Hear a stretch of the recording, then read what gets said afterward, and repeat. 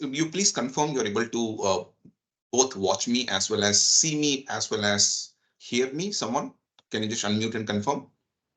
Yes, sir. Okay. Uh, there are,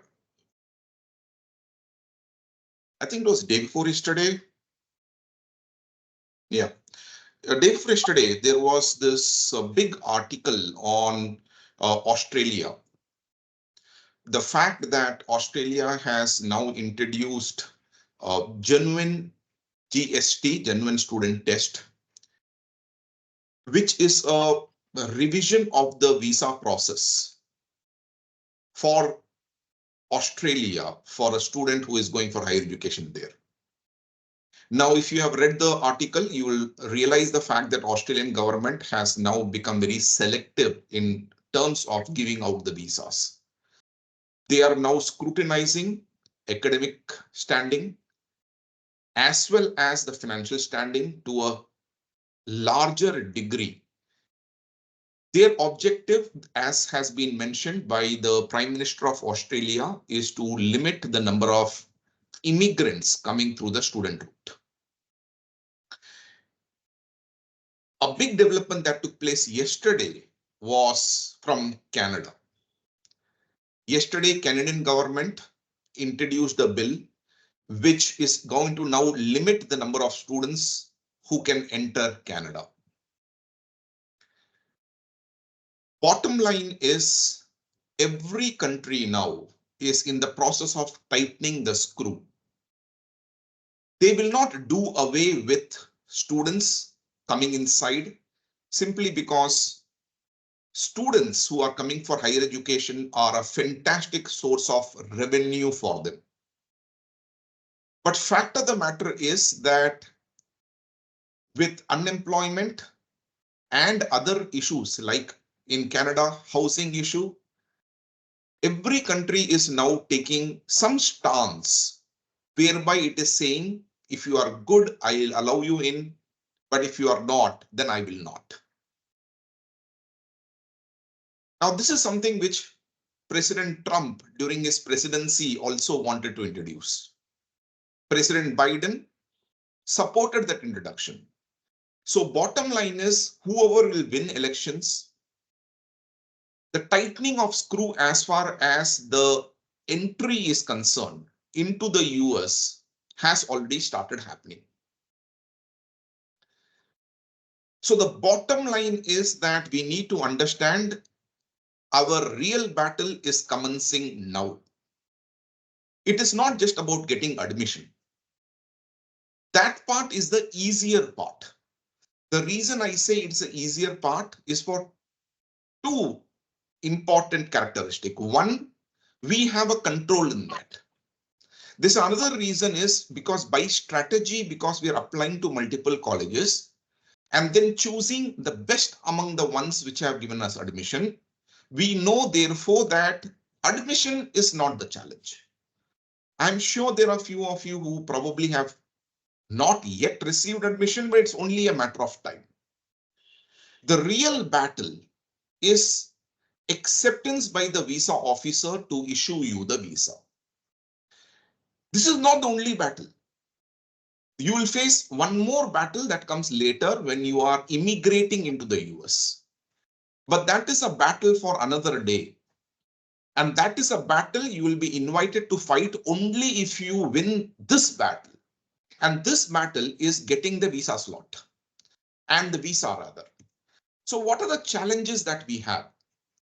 The first challenge is, of course, to book a visa slot. Now, while you are booking the visa slot, if there's any mistake that escapes your eye, the consequence of which will be felt when you are going for a visa interview.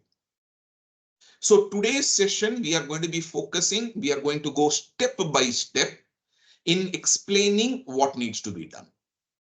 Now, the reason I say this is important is because, as I just said, any mistake here will be consequential. You also have to appreciate the fact that we can't sit with each one of you to teach you all these steps. These are things that you're expected to fill on your own. However, understanding the importance of it, and more importantly, the consequence of any small mistake, we will make it a point to check your document before you go ahead and submit. But by the time it comes to us, we expect you to be careful in filling and correct in the data you have given. So please do watch this session, understand the various steps and the complications involved in it. But you don't really need to take notes, because we will make it a point to give you this recorded session so that while you are filling it, you can parallelly run through this, so that this PowerPoint presentation will be able to guide you in each of these steps. Now, once that is done, the second important battle, which is something that you will have to fight parallelly, is to get a visa slot. We are already in the second half of March and the visa slots, the bulk visa slots have not opened. This is a cause of concern, and the previous message given by the consulate of the US saying that they are looking forward to opening the visa slot for August, as I did discuss in my previous online session, is also concerning because August is normally the last slot. So I'm hoping the fact that you people have an I-20 ready, or you have at least commenced the process of applying for an I-20, because unless and until you have an I-20 in your hand, you cannot book the visa slot. So as I had mentioned in the earlier session, even if you do not have the college of your choice, but you do have some college, and you can get I-20 by spending a bit of money, about $200 to $500. Don't be penny wise and pound foolish. The booking of slots is going to happen like a Tatkal ticket booking. It is going to open, and by the time many realize, it's going to close. So it's important that we be ready with all the documents.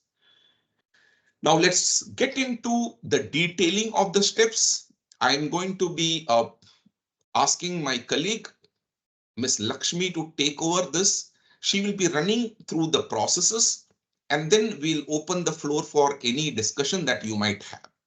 LKS, can I request you to please take it forward? Thank you, sir. Hello, everyone. I'll be taking over right now. And before diving into the session, as sir has already mentioned, uh, the floor will be open to you to put down your questions at the end of the session. Now, please confirm that you're able to see my screen, the presentation about the guide how to. Is my voice LKS, it's audible? visible. Yeah, it's visible. Okay. Yes. Thank you. So now, the first step we need to go through the process in this US visa is three important elements we need to keep in mind. Number one, DS-160. Number two, the CGI portal, where we book the visa slot. And number three, SEVIS payment, which will allow us to confirm the university by making a payment. In this DS-160 form, it collects all the information about your history, travel plans, and visa eligibility. So these are the informations you need to keep along with you when you're starting your DS-160 form. So once you would require to visit this official website of DS-160, here you need to select the right visa category, which is a non-immigrant visa. And here it will be a 22 pages online form, which you would require to fill this with all the information kept ready. Before getting it started, it will ask you to select a location, which will be India with Chennai, Hyderabad, Kolkata, Mumbai, and so on. Depending on your nearest center and convenience center, you can select the location and then enter the code and click on Start Application. Once the application is started, it will generate an application ID, which is mentioned below. And this ID is important for us when we go for the second step, which is CGI portal. So keep a note of this ID, which will be required to relog in the DS-160 form at the same time for the other steps as well. And this is the page where we have to start our DS-160 application. So here, the basic information which will ask us to retrieve our application and proceed further is your first 5 letters of your surname, your date of birth, and a security question which you would have filled during this application, which you have clicked on Start an Application Process. Now, after getting into this, you have to start your DS-160 form from here, from your personal information data. Here, the information has to be filled as per your passport information. In case if you do not have any surname, please make it a point in your surname you need to mention the given name as per your passport, and under the given name you would require to mention LNU. So that will, because in the US system they will use the surname to the people to call or to address or anything. So therefore we use the surname and given name will be silent in case in your passport there is no surname. Otherwise the name should be as per your passport given. The next questions is normal questions, which is your any other names are there, or at the same time any names which you have been called and all information, which is yeah, no and no. The important element here, full name in native alphabet. Usually student mentions their complete name as per the passport here. It is a native alphabet. Therefore, the technology does not allow us to mention our native language to be used there. So it is only an English language will be used. Therefore, this should be always does not apply. LKS, can you go back to the slide, please? Yes. All right. In case, guys, you don't know, LNU stands for Last name unknown. Last name unknown. So this is only for people who do not have a surname. For example, in Muslims, normally we do not have anything like a family name. My name is Muhammad Abdullah. We don't have a family name. So if you look at my passport, it would be written Muhammad Abdullah in my name. Surname would be LNU, or it would be left empty. Now, in my case, of course, I have made Muhammad my surname. That's a secondary aspect. So you need to be very careful that the data that you are feeding here should be in line with your passport. LKS, one query students might have, in Yes, case sir. they have a very lengthy name, what should they do? It Will accepts the the whole character. name accept it? Yes, sir. Okay. So the bottom line is they have given enough space there for you to actually put in the whole name. So you could do that. Yes, LKS, please. Yes. The next section is about travel plan. So here, the travel information. The purpose of the trip will be F1 because right now you are going on an F1 visa, and the specification will be student because it is an F1 visa. The next question, a frequently asked question, have you made your specific travel plans? If you have already booked your travel tickets, then you can mention it yes and mention the required information, date of travel and flight information and so on. But most of the cases, they don't book the travel tickets, therefore it has to be no. And there you need to mention the tentative travel date. In your I-20, you will be finding a start of class. So before 1 week to 10 days of that date has to be given when you mention no in your specific travel plans. And in the same slide, in the same page, travel page, it will be asking where will you stay during this period. So you have to mention, suggested is to mention always the US university address, which is mentioned on your I-20. Because as per Mr. Abdullah's session earlier, we always suggest the students not to mention or highlight that we have our family and friends in abroad and mention the details here, which could be a red flag for your visa interview. So therefore, we recommend here to mention your US address, which is mentioned on your I-20, so which you can refer it to. Entry, a person entity paying for your trip, that usually stands for parent if it is others and parent if it is a parent as a sponsorer. If a company is sponsoring or if you are completely taking 100% education loan, then you would require to mention as education loan by mentioning others instead of a parent. So the next slide is about Can I yes. just go back? Yes. Please refrain from taking complete loan. Even if you are going to use complete loan, remember for the visa purpose, we will be padding it up with some saving. It might not be your saving, it could be saving through the agent. So as much as possible, when we talk about who is paying for your trip, parent is recommended, then others. Yes. Shall I move forward, sir? Yes, please. Yes.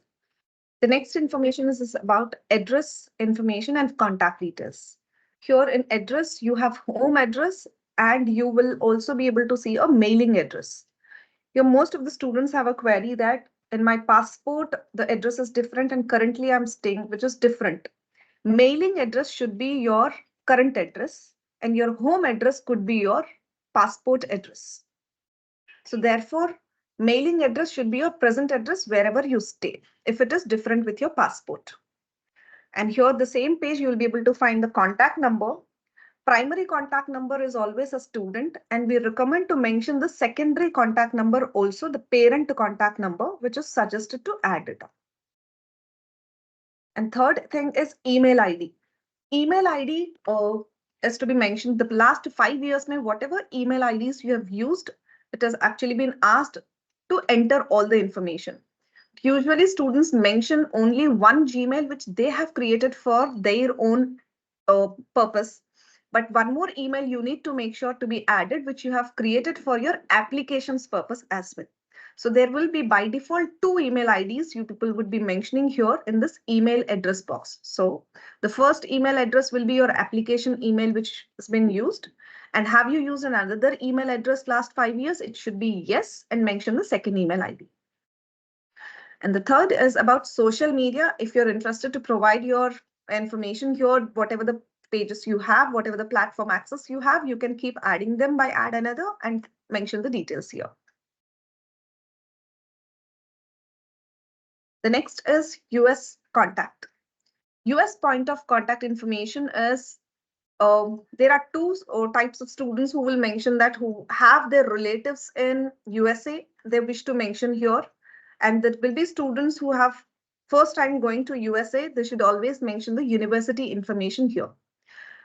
Please do make it a point, if a student is having a travel visa earlier, can mention their relatives information here.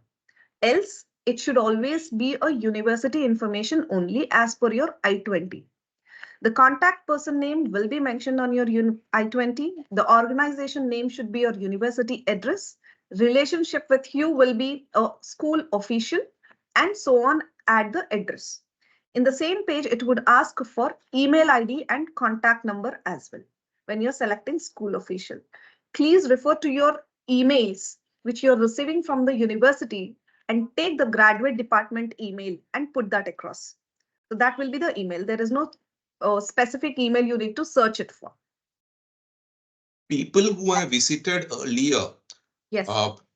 As a visitor visa, do remember, while you might have sought the visitor visa, you might already have informed the visa officials or the consulate that you have some relatives there.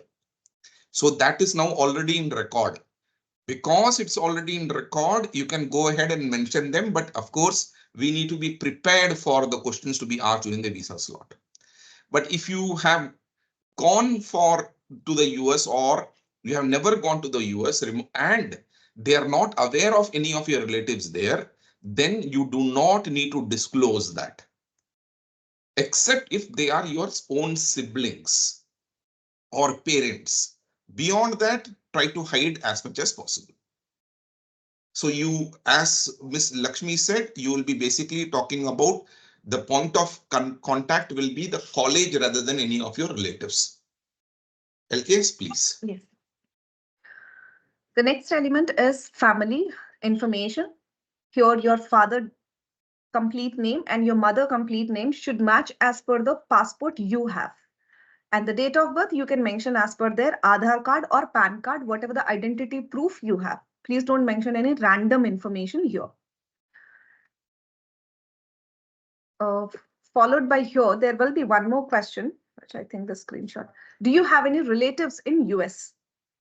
As just in the previous slide, Mr. Abdullah has stated, if you have any siblings, own blood relation siblings, then you can mention it yes. Otherwise, cousins, relatives, friends, not recommended to mention until unless you are able to justify the answer during the visa interview.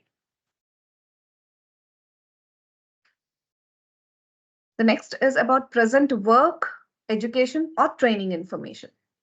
Currently, the students, whoever are moving ahead for fall of 2024, are pursuing their graduation and they are in final year, which is an 8th semester. For those students, it will be as mentioned as student. Others, if you are working, you will mention your occupation where you're working. And if you're not working and completed your graduation, it should be unemployed and mention the reason why you were unemployed. It may be that you were taking some training and you were occupied through that, building your skills or something like that. Whatever the genuine reason that you wanted to justify there, you need to mention it here. Do remember, this reason will be visible to the VO there. So this should match with your visa interview answer during the interview process.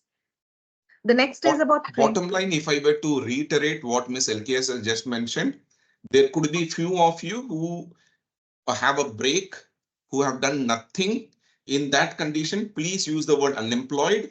And in the comment section, you can write that you are doing some courses. Because at the end of the day, when you go for a visa interview, when you are asked the question, what were you doing? We cannot just simply say we did not get a job, so we were waiting. So it's better to mention you are doing some courses. In case you do have the certificates, get the certificate by the time you go for visa interview, good. Otherwise, we will build a story. Don't worry about that. But don't mention that you are not doing anything. LKS? Yes. The next section here itself is previous. Previous information is all about your past history. For your undergraduate information, if you're mentioning here as working employment, and here if you're mentioning as student and in the present form and the previous form should not be same. For example, in the present may, if you're mentioning here you are a student and your UG information here, in your previous you should be mentioning your intermediate and schooling information only. Again, you should not repeat your UG information in your previous column as well. So it is more about whatever you have done in your past in education history. And the third important element here, additional questions, which is covered in your previous itself, which is your intermediates and schooling information will be followed by asked during the same thing. I'm sorry, ahead. Yeah. So the next slide is about the work, education, and training. In this section, this is all about the additional questions which I was talking about. In this section, you need to mention whatever the languages you might have learned recently, apart from your English, Hindi, Telugu. If you have learned French, German, any languages apart from the present languages, you can keep on adding them, including the languages, whatever you know currently. So keep on adding instead of writing in one line statement. Do you belong to a clan or tribe? Is no. Languages you speak, you have to add on and mention it. Have you traveled any other countries, region in last 5 years? If you have any travel history, please mention yes and answer the questions accordingly because it will ask your travel dates and the duration of your travel. Have you belonged to contribute? It will be normally no. And do you have any specialized skills? It's basis on your resume, you need to mention it. Otherwise, no. And in the same thing, it will also ask about your visa, past visa refusals. So do you have any travel to the countries? In the same question, if you have your US visa rejected, there will be one more question like, do you have any past history and your visa got refused anytime earlier? You need to mention yes and just mention under which section your visa got refused. Do not write any reason. It might be this and that because we don't know the exact reason of refusal. Therefore, during the visa interview in the past, you might have received a slip. On that, there will be a section mentioned on the slip. You need to just mention the reason. This was the reason. This was the section rejected in US on so-and-so date. That's all. Please be appreciative of the fact that you should not hide anything. Even visa rejected for some other country is something that every other country will know of. So please mention it as a fact. When I sit with you for understanding your red flag and telling you what to do about it, we'll build a right story. Let us say you have actually traveled to a country. It's a big plus, because if you have traveled to a country and gone back to India, it gives an impression to the visa officer that you will study in the US and go back to India. So anyone with any foreign history of positive visa, it's a lottery and therefore it should be mentioned. If your visa was rejected, it's a negative, but we cannot hide it. Do remember that. LKS? Yes, sir. And the last section of this page is additional point of contact information. This information should be an Indian contact information, should not be your blood relatives or distant relatives. It's generally recommended to mention about your friends, which is your surname should not match with your name. That is a main element you need to keep in mind. Otherwise, the rest you can put anybody, whomever is a trustworthy, you can add it up. Two contacts are required here, which you need to mention all the information, including the email ID and contact number in the field. And the next is SEVIS information in the same page. This is one most of the most important page. SEVIS ID number, which will be mentioned on your I-20 on the top of your page. And the school name, which is your college name. The course of study is the master's in which program you have actually got admitted to. Sometimes what happens if you've got admitted to masters in data science, your I-20 might say masters in data modeling type of the course name would not match exactly what your I-20 is providing. On I-20, basis on some code systems from the university side, they mention the course name accordingly. But we recommend you to mention the course of study as per the acceptance of the university for which you have applied to. And the address and all is as per the I-20 you need to mention here. That's all. After this, it will ask you. 1 second. Yes. Just to reiterate what LKS said, you have applied for MS in data science. You got admission in MS in data science. But in I-20, it has been mentioned as masters in business modeling or data modeling. Do remember, as I did mention in my previous session, normally colleges might give you an I-20 with a different name only to see to it that you get a STEM advantage. So in such cases where your I-20 is mentioning a program which is different from your actual program, what should you mention here? You should mention your actual program. The reason that is important is because visa officers will rely on this name of the program to ask you a question as to why you have taken that program. So bear in mind again, this should be the actual program that you have got, not what has been mentioned in I-20 in case I-20 differs from the actual. This is a very important and a point you need to be very careful about. LKS? Yes. So after this, it will post submission of this, uploading a passport size photograph is required. You will be required to upload a recent photograph that meets the specified requirements.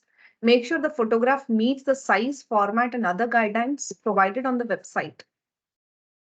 Here is the review which you would do, and post this, it will ask you to review and submit the form. Before submitting the DS-160 form, carefully review all the information you have provided to ensure the accuracy. Once you are satisfied, once the Condura team has confirmed that every information, whatever you have fed in is correct, then please go ahead, submit the form electronically and take a print of the confirmation page for your record. So this is all about DS-160. Guys, do remember, in case any standard photograph studio, if you go and you tell them that I need a photograph for the US visa, they will be able to guide you as to what is the right background, what should be the right size, etc. That is true for all. For example, if you go to and ask for UK visa, they will give you another. So that is not something, therefore, you need to be worrying too much about. Just see to it that you're going to a very standard photo studio as far as that is concerned. Second thing, as reiterated, please do not submit anything, because once you submit, then we can't correct. So it's very important that you submit only after it has been approved by one of my team members. LKS? Yes, sir. All right. So let's discuss the CGI portal, which is used to schedule your visa appointment and pay the visa application fees. Now, visit the official website of CGL portal here, create an account, and initiate the visa application process from here. Provide the required information and answer the security questions which will be asked here. And post that these questions answers are important. You need to remember and make sure you're keeping a screenshot of it and save it somewhere, which is required for you for the retrieval of the saved account. Now use your credentials and log into the page. Read the instructions carefully before you proceed for I understand and then continue the page. Now here, again, fill the information as per your passport and mention all the information and mention an alternate email ID, which is mandatory here because that is used to retrieve your portal again. And start the application after reading the instructions here. In the application details, it will ask you the basic information of your country, your gender, and your name, and your contact details, and your address, which has to be as per your passport itself. So, and your passport information has to be mentioned here, the visa expiry date, or your issuance of passport, the place of issue, expiry of that, your date of birth, nationality. These all information should match as per your passport only. And the options here, visa type, as we've discussed, should be non-immigrant, which is a student visa. And embassy, consulate, wherever you would like to book your visa slot, preferred visa slot, you can mention that as Hyderabad, Kolkata, Mumbai, whatever so it is. And post visa category should be student because we are applying for an F1 visa. So here it should be student. LKS, can you just pause for a minute? Yes. Can you please go back to the email side?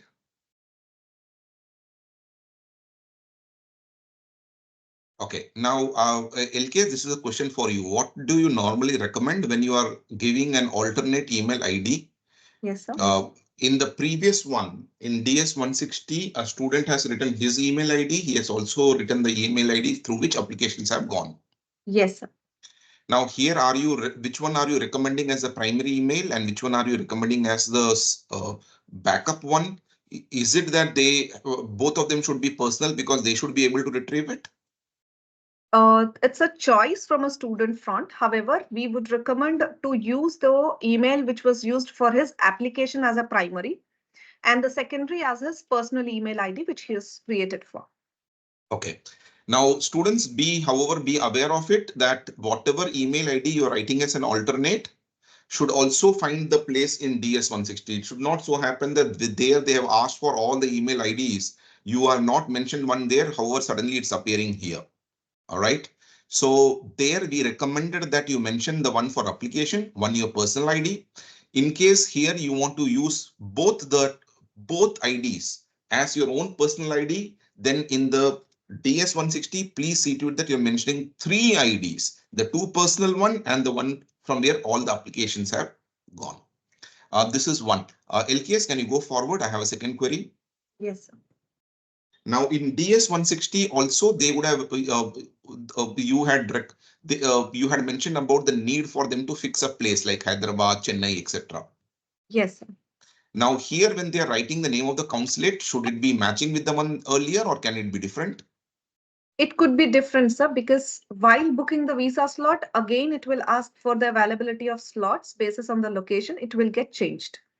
So it need not be the same. Yes, sir. Okay. Can I move forward? Yes, please. Okay.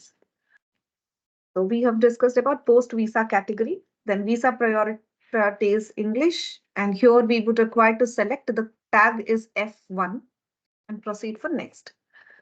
In the first DS 160 confirmation may I've asked you to save the DS application ID number, which has to be used here in the column DS 160 confirmation number. And SEVIS number is which will be mentioned on your I-20. Exchange visitor number also will be the same, which is the SEVIS number, because you will not have any separate exchange visitor number. So this is not a travel visa. Therefore, there will not be any separate number. So it will be the same as your SEVIS number. The university name, which is mentioned as per your I-20, and the zip code as per your I-20 has to be mentioned. And these LKS, all are one query. mandatory. Yes, sir. One query. In the slide, it is mentioned that exchange visa number, because it's not applicable, NA should be written. Yes, sir. Are you revising your recommendation?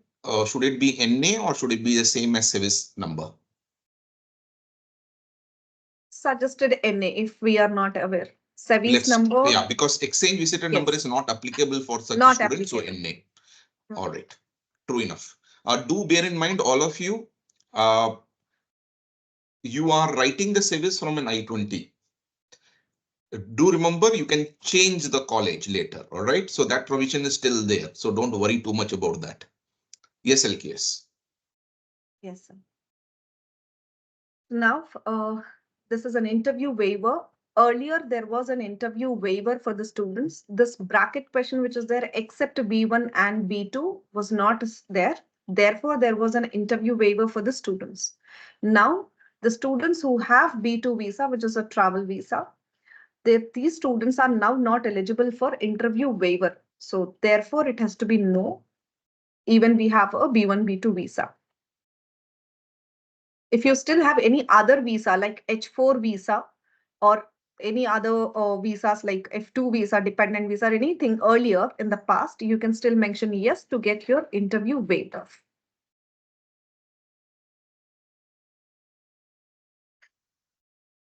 So would you like to add anything here, sir? No, I'm fine. Thank you. Okay. So here the dependent section is not that mandatory because as a student, you would not take any dependents during your visa part. So therefore, you can go ahead and click on next to proceed further. And here you need to mention the delivery method, how you would require to get your passport collected. There are a few methods given, premium delivery, premium location, and pickup. So whenever you're selecting pickup, where you would require to go collect the same through your consulate. If it is a premium delivery, you need to pay some amount, which is 850 currently, and collect the courier which you would be receiving as per the passport which you might have mentioned in your delivery address. Please note, this address need not require to be matched as per your mailing addresses or the other addresses, whatever you might have mentioned in the application earlier. This delivery is only for your passport to be delivered. So wherever you wish this to be delivered has to be mentioned here. And post that, you need to make a payment, which is $185 payment has to be made. There are quite a few payment types have been given, which you can use it as per your convenience to complete the payment process. Once the payment is done, you will have a challan receipt, which is important for you to carry during your biometric and as well as during your interview. So this printout, you need to make sure you're putting in your file when you're collating all the documents. And this is how post payment, you will be able to see the portal for booking your OFC, which is your biometric date. Basis the OFC post, the location, the availability of dates will be visible. Here, the reds matlab it's already filled, the greens is available. So this is how you will be able to view the slots when you would like to book your biometric slot. And followed by, after booking your biometric, you will be able to get the similar way to book your visa interview slot as well. So these are the two slots you need to book right here. The location need not to be the same for biometric and for interview. It can be different as well. This is where the pain point is, because you might prefer, let us say Mumbai, you open Mumbai, and then you notice the fact that your preferred date slots are not there. Then you probably want to keep the slot date as same. So what you need to do is then you need to change the place from Mumbai to probably Hyderabad and then check. So this is a process which is an iterative in nature, but you need to be patient enough and be careful enough. Sometimes what happens is you have booked your OFC biometric in one city and you're booking the passport visa interview in another city. Please do remember this, the day should not be so close that logistically it's not possible. So that care is something that you will have to necessarily take. LKS? Yes. Now, after booking your visa slot, you will be able to see a confirmation, appointment confirmation, in which your OFC details, your information about your interview details, the location. The barcodes mentioned below is about your DS-160 number, application number, and the UID number. So this UID number is for your tracking your passport, and this DS-160 number is to get your information retrieved to the visa officer when he is scanning your barcode here. So in the same, this information will be given to you through email, as well as you will be able to see as a document in your CGI portal when you book your visa appointment. And this is one of the documents which you need to carry on the day of your biometric, as well as for your visa interview. So once the complete thing is over, if you wish to change any information, your DS-160 number or your SEVIS payment, everything as per the other university, before booking your visa slot, you can do by clicking a start a new application, close and start a new application. Through that, again, you can go ahead, get the steps filled and get the changes done and move on for the slot booking. Until you book your visa slot, you will be able to make the change. But once the slot is booked, we will not be able to change any information which is fed in the application information here. And whatever the information we are mentioning it here, we need to have all the documents along with us. That's all still CGI portal. So anything you would like to add here, sir? No, please.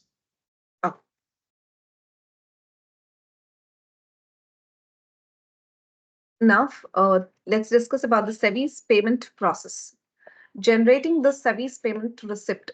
We would require to visit the SEVIS website to generate the SEVIS payment receipt, which is also called Form 1901. By providing the necessary information, which is as per your I-20, the SEVIS ID, the last name mentioned on your I-20, given name mentioned on your I-20, and the date of birth mentioned on your I-20.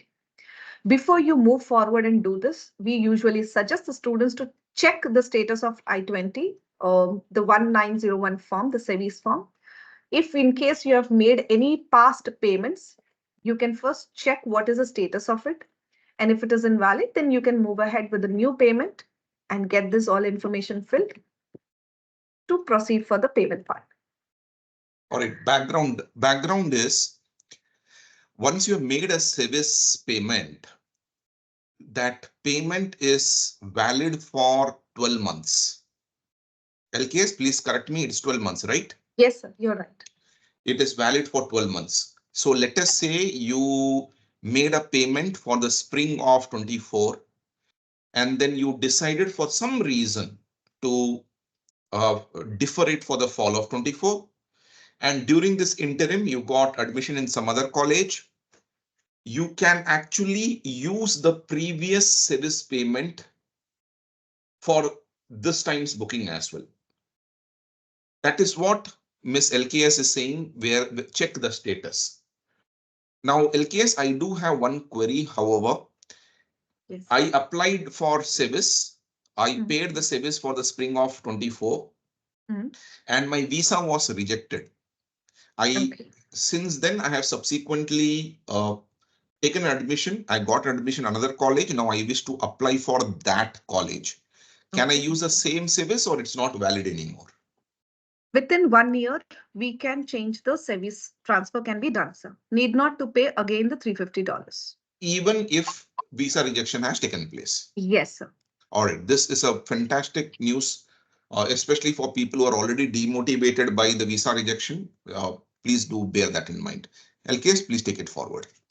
Yes, in this information, it will ask for your mail, your address information, which is as per your passport, and the payment part, where you would require to use only the credit card while making this payment. There is no other source where would require to make the payment. If you have an international credit card, please go ahead and use it. Else, please do take the support of Cordura team. They will assist you for the process steps here. And once the payment is over, please make sure the printout is mandatory. The receipt is mandatory for you to carry for your biometric and for your interview. This is the visas. These are the three things which we have discussed for your DS-160, CGI portal, and your SEVIS payment. Now, these are the documents which are mandatory for biometric to be carried for. A valid passport. If you have any passport in the past and it's got expired, you need to carry that along with your valid passport too. And DS-160 confirmation page, the printout of the final page. Appointment confirmation is your appointment slot where the interview date is booked, confirmation. And the SEVIS payment is confirming the university with the payment receipt. And these are a few documents which you would require to carry on the day of visa interview. This was already shared earlier through a document. However, again, while sending this PPT, you will be able to see these documents as well. Okay, now the floor is yours. So if you have any questions, please put down. And LKS, can you just mock Yes. something? A student has booked visa slot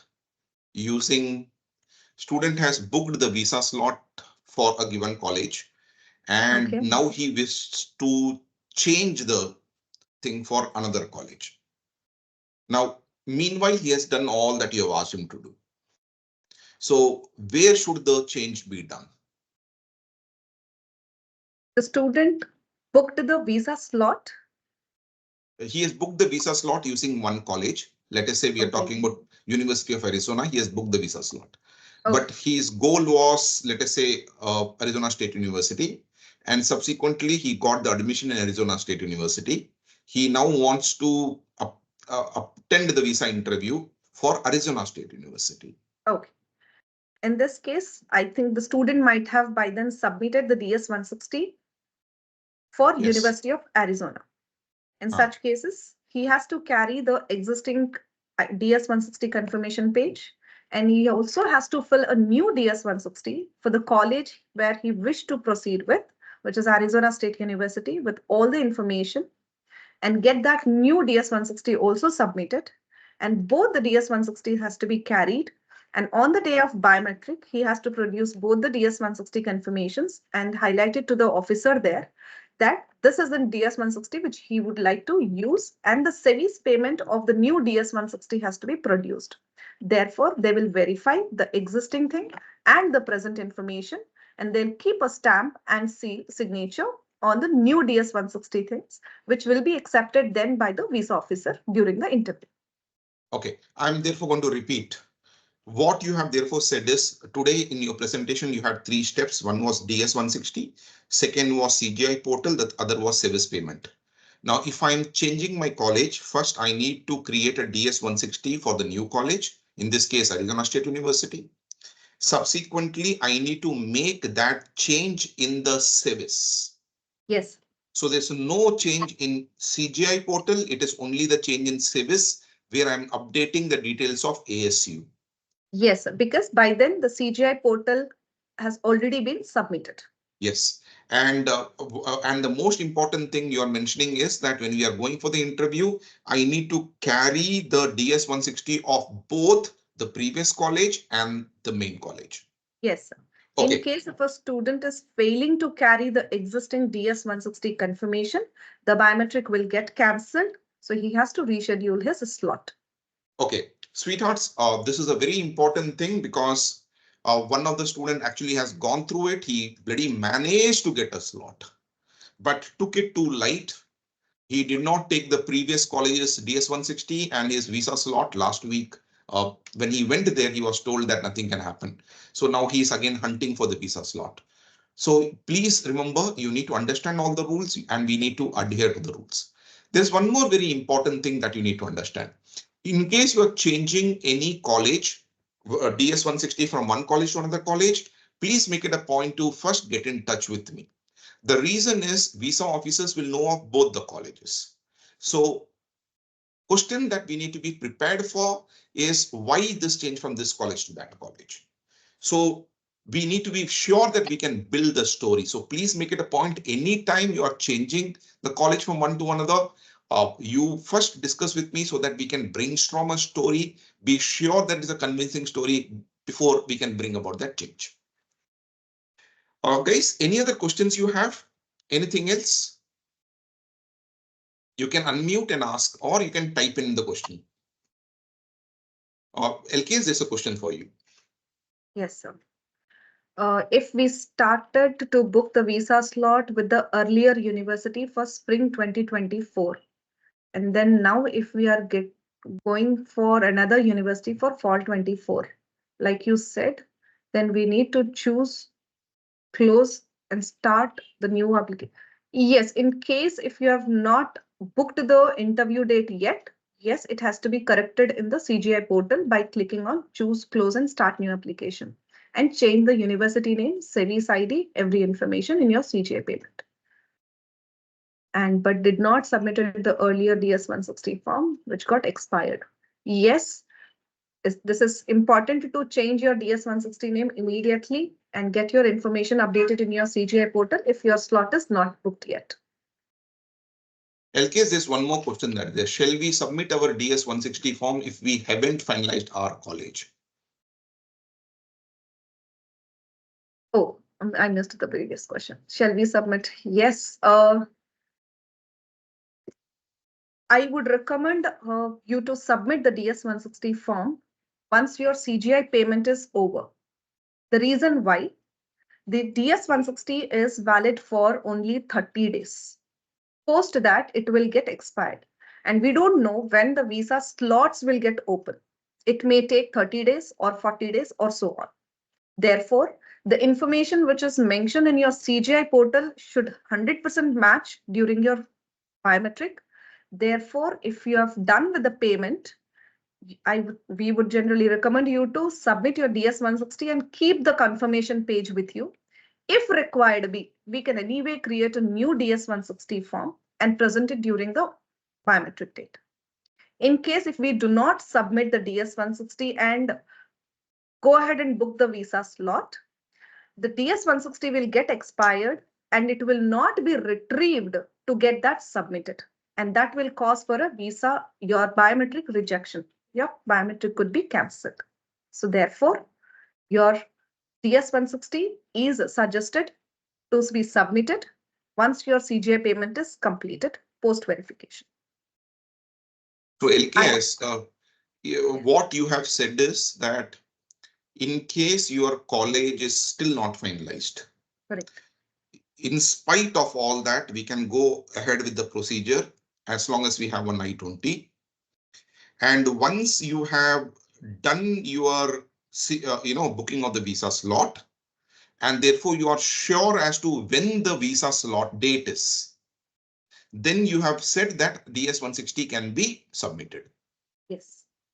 Okay. Now I just want to understand, it's for my own clarification. Let us say I get a visa slot for August.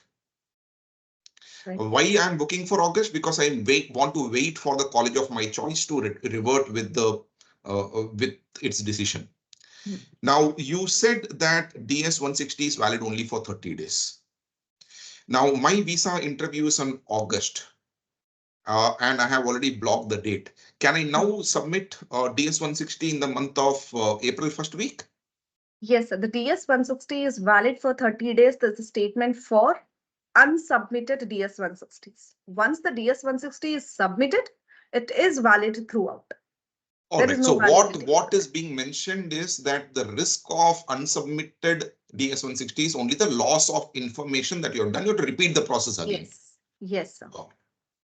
All right, guys, any other queries you might have?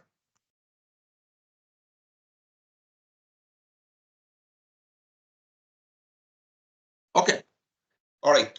Thank you, LKS. The point that to be understood is this process is a very confusing process.